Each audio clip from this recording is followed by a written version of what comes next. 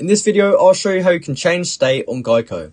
To change the state on your GEICO policy, you can do so online or by phone. To change the state online, you want to log into your GEICO account, and then you want to click on the Policyholder Services tab. Under Contact Information, you then want to click on Change State, and then you want to select a new state and click the Save button. To change the state by phone, you want to call GEICO customer service at 1-800-841-3000. You then want to provide the representative with your policy number and the new state. And then from there, the representative will update your policy. Here are some things to keep in mind when changing the state on your GEICO policy. You can change the state at any time, but it's usually best to do so as soon as possible.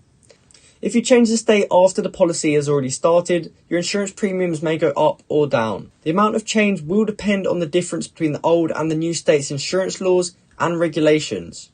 If you are moving to a new state, you may need to get a new policy of GEICO or another insurance company. And this is because each state has its own laws and regulations about insurance coverage. Here are some additional things to keep in mind. When you move to a new state, you will need to register your car in the new state. You will also need to get a new driver's license from the new state. You'll need to update your GEICO policy with your new address and your driver's license information. You may need to change your deductible and other coverages.